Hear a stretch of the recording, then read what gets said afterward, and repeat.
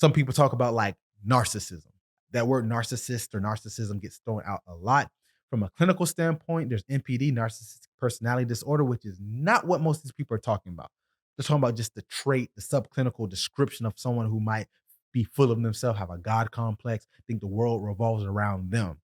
And this goes on that side of not just pseudo confidence. This is problematic because why would a person want to self improve if they think they're already the best? If they think the world revolves around them, they're solipsistic, meaning that they don't really have a view outside of them.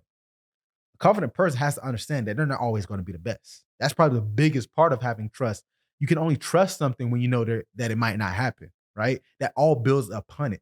So someone who has narcissistic traits or tendencies, they're going to negate the fact that the work that goes into being good, because some people that are good are narcissistic. Some people think it's always the people who can't get it done.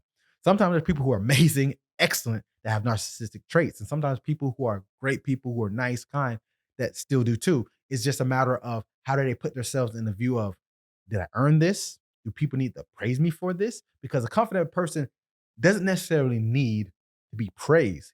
Because once again, they trust in their own abilities. No one needs to tell me. That's the external stuff that, while it's helpful and it can help us, is not needed. So a person who's high on narcissism or narcissistic is not going to be in this tiered. I wouldn't call them confidence. And most people can snuff that out because they carry themselves in a way where people feel, or they feel that people should be entitled to their presence or the fact that they're helping or doing their thing. Now, there's even studies and arguments of, are we more narcissistic now? And I would say maybe so, but there's a lot of things, I guess, in place to help that. We have social media, and it's not just the clear cut things people say when they bring up social media. People say, oh, well, people taking selfies all the time. You're always showing your space. I don't even think that's the problem when it comes to, say, narcissistic traits when it comes to social media. I think it's the fact that it's a low threshold of reward. Going back to that dopamine, if you post a picture or a video of doing something very simple, mundane that anyone can do, but you get 5,000 likes, 20,000 views, 100,000 views, thousands of followers, you're going to think, hey, this must be good. Once again, that behavior is reinforced. Do it again. You upload another video or picture that might be mundane. The reinforcement's telling you your self esteem that, hey, you're good. Your self efficacy is being kind of clouded because there was low barrier of entry to doing those tasks.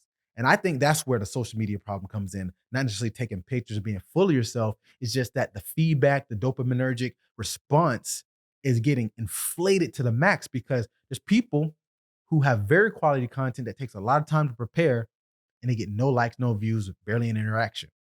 How do you think that makes them feel? Now you got self esteem issues. Now you have self doubt. And both are a problem, both sides. No one talks about that side of the spectrum. We always talk about how high people are on their likes and views and they're not even that great at what they do or they don't really do anything at all. But what about the people who do great, do amazing things, game changing things, things that has a high barrier of entry that most people can't do? They get barely any interaction. Imagine how they feel. So you can see how the imposter syndrome could come in. You can also see how the narcissistic tendencies can come in. So it's a lot to think about because confidence, I said, it's like a health bar in a video game. It can go up, it can go down. So it's not all about do you have it or you don't. It's about where you are. What's your default mode? Like I said, you got to assess it. Know if you're low, moderate, high, overly confident, wherever you are, you got to assess it and then go back from there.